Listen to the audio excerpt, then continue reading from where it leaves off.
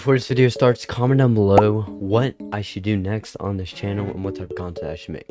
But what's going on, guys? My name is Ryland, also known as Quixs. Welcome back to a brand new video on this channel. Of course, we are back again. And, well, in today's video, we're going to be reacting to Spurs versus Thunder. It literally doesn't make any sense. This whole series is straight up rigged. SGA and the whole Thunder team flopping around. I mean, it's ridiculous. I hate the Thunder. I hate watching the Thunder play. But hey, let me put my headset on. If I could figure out how to do this. You stupid! There we go. Okay. We got that.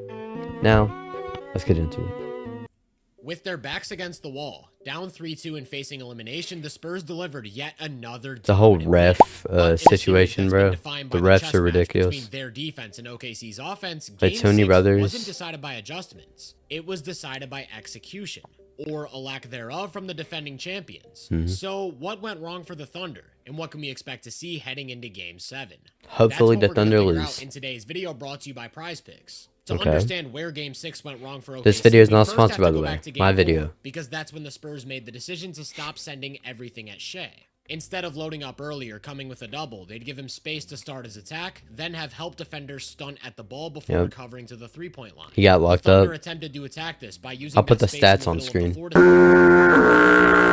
set up pick and roll, to which Wemby picked up the ball early in high drop coverage. His goal was to keep Shea away from the basket without giving him space to work in the mid-range. By starting every play directly in front of him, the Thunder made his life a lot easier. He could sell out on the ball, take away the drive, without letting Isaiah Hartenstein roll behind him. Hartenstein's a brick, bro. He's vulnerable in space. At no point were the Thunder a threat to get all the way to the rim. Shea didn't have room to get to They're his too spots, scared of and Wemby. Hartenstein could only roll to about the free throw line before Wemby got back to contest. Yep, and he sucks So at in floaters. Game 5, they made a huge adjustment. Instead of playing from the middle, they emptied a side of the court for Shea to come off a screen going baseline, which left their offense with two major advantages to attack. Man, On one Wemby hand, it slipped made there. Wemby more vulnerable. When Shea turns the corner, he's isolated in space with an entire side of the court to work with. More importantly, though, look at Look how much Hartenstein. space he does Because have. Wemby gets pulled towards the baseline, he's able to get behind him on a roll. I was All of a honestly- sudden, the Spurs defense had to make tough decisions. When Shea attacked that space, Wemby had to decide between playing the about low every and game has roll. been This close time, recently. Hartenstein gets behind him and seals the low man for easy points. With Wemby isolated in space, the Spurs had to start sending extra help from the perimeter, loading up in the paint early. So as then long they as Shea switch made it. the right decisions with the ball, Yeah, right the there. Thunder would find high-quality offense. It really seemed like they had figured things out, so I was Didn't they expecting lose by Game like 6 to be 30? all about how the Spurs planned to fix the problem. So imagine my surprise when they went Belt to the middle to of the goal. butt, bro. Clockwork, Wemby sells That's what out this to the was. ball, lets Hartenstein catch it in the short roll, and he has to float it up over a contest. See, It's a tough Hartenstein's shot, floaters but are they went mid, right bro. back to it to play later. Remember, help at the nail is going to stunt at the ball. Castle makes Shea pick up his dribble, then recovers on a closeout. Chet does a great job of attacking the closeout on a drive, only to run into Wemby. It isn't really an advantage when that guy's waiting. You over see, the basket. Jared McCann was Yet up in the still, corner they right went there. Right back to it to play later. Wemby picks up the ball in Me high personally, I drive, would pass it to shows him. his length, then gets back to Hartenstein and smothers. Heart and brick. At the end of the first, they adjusted by moving Oh, the the screen up nuns. near half court, and You guys don't know, so I think it was like Shea game corner and attack 4. Wemby in space. There was Wemby nuns continued to sit back, play the drive, in and show his length. They'll live with a pull-up three. Spurs arena. Watching this game back, They're really back felt now. like deja vu from Game 4. The middle pick and roll wasn't creating any advantages. They didn't go away from it. Shea was just running into Wemby. He could either settle for a long two or move the ball, to which Hartenstein... I hope had to Wemby get the proves ball. that he deserved MVP I just over. can't Actually, for the life Luka of me deserved get my MVP head over around both of them.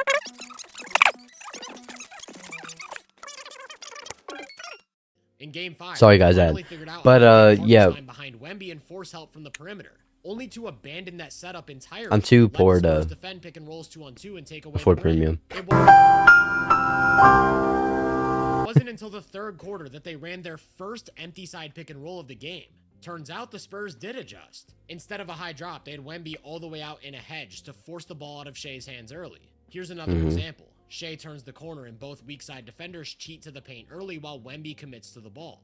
Then they recover to shooters, run them off the line, and get to their normal rotations, moving on a string to not let the Thunder get a clean look. A few minutes later, OKC went back to it, but against Luke Kornet. Hey, Shea they're knows smart, he can man. attack Kornet in space, There's so he so keeps much his dribble more to alive and basketball waits for than you an guys opportunity realize to attack baseline, at and draws times. a foul. Again, the true advantage here, though, is that Hartenstein is able to roll behind the big man. Because they got more aggressive at the point of the screen, the paint has to collapse earlier, and I think the Thunder missed an opportunity to exploit that throughout this game. because there definitely are did. so many ways to take advantage of an empty corner. I especially love this set, where Hartenstein fakes a handoff to Shea before setting up pick and roll with Caruso. They know Castle isn't going to help from the corner, which puts pressure on the weak side and leaves Case and Wallace with a wide open look from 3. This time, they're going to empty the opposite corner to eliminate help. Caruso sets a down screen for Wallace to go. Just kind of switch around there. To tag Hartenstein as he gets free for a lob, then misses a dunk. That's pretty similar to this play from Imagine dude, Hartenstein's so buns. And they set up an empty corner pick and roll. Caruso, he's cocky now. Caruso has an easy lane to the paint. The only person I like on this team is Jeremy McCain. I don't like Chet, man. A clean dunk, but he puts it down for 2 points. I don't like SGA. In Game 6. In general, just using the corners to apply pressure. That's what worked for them in Game 5. Especially when they went to. I don't like OKC fans in general because they're cocky now. The Spurs wanted to keep Wemby low, meaning he'd switch matchups behind the play to stay as close to the baseline as possible. That way, he can always help. The Thunder had to find a way to remove him. Remember, guys, go check out their original video down below and give love to the creator. What's his name? Hold up. Hoop Venue. Shout out to him. As the low man, put him in positions where he can't just roll. Shout out to him.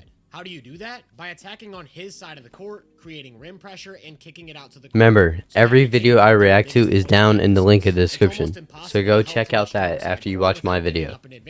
Which made it easier for ball handlers to get downhill and score in the paint. The Spurs stuck with this coverage in Game 6. When OKC went 5 out, they kept Wemby low, switching matchups and staying as close to the basket as possible. There was just one major difference. Lou Dort was in the game. Dort is the one guy on their roster who San Antonio at this point is still comfortable leaving open. So the Thunder lost their advantage. When they swing the ball to attack Wemby on the strong side, he just commits to the ball and lets Dort shoot. He shot 1 of 9 from 3 in 2 minutes. On this play, he's a brick. They cleared some space for Shea to attack on Wemby's side of the court. But look at him. He's not worried about the corner at all, just walling off the driving lane. Dort tries to attack him in space, but that's not exactly the most efficient. That's not to say the Spurs didn't do a better job of executing. This time Dort isn't in the game, but when Shea tries to get to Wemby's side of the court, Carter Bryant does a great job of pushing him towards the middle. Then he slides his feet to cut off an angle, absorbs contact, doesn't overreact to any fakes, and forces an extremely difficult off-balance jumper. Here's another example. He wants to attack Wemby in the corner, but Vassell doesn't let him get there. He contains the drive and pushes him out. Shea's once again forced to settle for a super tough jumper. And for the most part, that's what Game 6 looked like. Shea would start up top, then they'd clear as much space as they could in the middle of the floor. The Spurs basically this was a good game to beat their shell with jumpers. But before we get into what that looked like, I want to take a second to thank PrizePicks. Use code so we're players for less $1 picks down in a series that's been defined by floor alignment. PrizePicks though. OKC fell in love with was a flattened baseline. They be helping people out a lot. Shea the middle of the floor to work with in isolation. Remember, the Spurs aren't going to load up early or send a double. He's going to have room to go one-on-one. The question is whether or not he can win his matchups. He did it in Game 6, and he really hasn't in the series. I do think some of it is just that he's missing shots we all know he can make at a high clip, like this middle pick and roll against Cornette. He does a great job of using his... SGA is a good offensive player. He just flops a lot, bro. Like, I think 17% of his shots, he literally falls on the floor. 17% of his shots, he literally falls on the floor. Stephon Castle has the agility to cut off drives, the strength to absorb contact, as well That's the reason I can't stand SGA in the Thunder. Attached to all of his moves. Even beyond Castle, Devin Vassell has also had some really good because they try for fouls way too much. And using his length to contest right there. Jumpers. Of course, this is all insulated by the help behind the play and the fact that Wemby's patiently waiting for him at the basket. Needless to say, he's been turned into a volume jump shooter more than ever. And through 6 games, he's made just 26% of his threes. That's not a reliable option to fall. Instead, he's been living in the mid-range, especially long twos. He's attempted 12.5 mid-range shots a game. He's only made 36% of them. That's almost 20% worse than what he shot in the regular season. I truly think Game 7 will come down to how he operates in the middle of the floor. Can he hit shots to beat the Spurs coverages? And more importantly, SGA was 1 for 4 in Game 6s. Wemby to commit to a drive, now he's 1 for 5. Force a rotation and leaving Jay Will with an open corner 3. Jay was a brick. They need more of that. In Game 6, he wasn't consistently hitting those pressure points. Along with OKC shooting themselves in the foot with their game plan, this was just a Wemby owns offensive performance. It was over before the third quarter even ended. Through the first It two rounds was. of the playoffs, the Thunder had a 126 offensive rating during Shea's minutes, almost Mm-hmm. 14 points better than average. In Game 1, they got held to just 99. The Spurs' initial game plan did The a number, Spurs, but they figured that out with their spacing. the posting Thunder may be back-to-back rated the best masterpieces, defense, only for the Spurs to counter with but all of those Game 4 adjustments, hey, no longer sending to the ball. Then you look have at that. Game Look 5 how for low. OKC, where they started attacking an empty side and using the corners, only to fall right back off a cliff in Game 6. Look how they just low, could not bro. score with Shea on the court. In my opinion, most of Game 7 for the Thunder will be getting back Shea's to what overrated, bro. worked. That He means may, running more he's a empty good side player, pick and roll. but Force Wemby to make decisions and force the nah. Spurs to load up early behind the play. It also means attacking the baseline in general. Just One nah. thing I didn't bring up was that anytime Shea isolated from the corner, Wemby would double from the weak side. That was another way to get the Spurs into rotation, and we saw it a few times in Game 6. With Wemby helping early, Fox is forced to defend the weak side 1-on-2. It's on Shea to recognize the advantage, skip it cross court, and make them close out to shooters. Which brings me back to the root of everything. Shea's not his a good decision-making. playmaker either. There's no His- settling yeah, into he the game. On this play from the first quarter, he has an opportunity to attack an empty side. He has to he's know not when known to as a assert himself, playmaker. instead of getting rid of the ball and letting the Spurs set their defense. At this point, all the chips are down.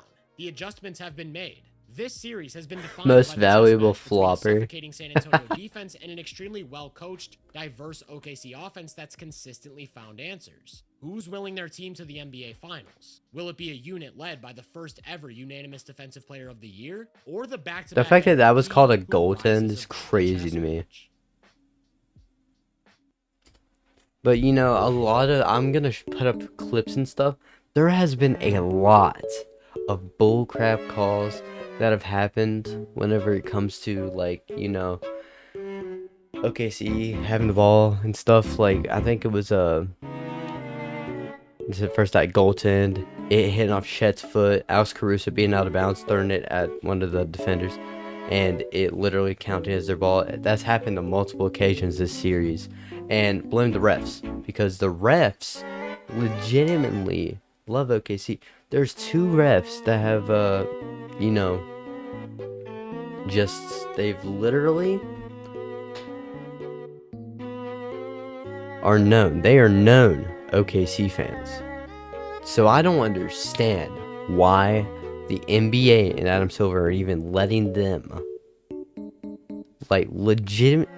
Why are you letting them coach the game if they're known OKC fans? That's what makes no sense to me. But guys, that is the end of the video. I hope you guys really enjoyed this video. Let me know down below what other content you want me to see on this channel. I'm thinking about Omegle. I am thinking about Omegle. So that is going to be awesome as well. So let's go ahead and get that up and running, of course. I have a lot of different ideas and stuff for, you know, this channel. But I want to know what you guys want also. So make sure to like, subscribe, turn on notifications, join the Discord down below, link in the description. I'll see you guys later. Peace.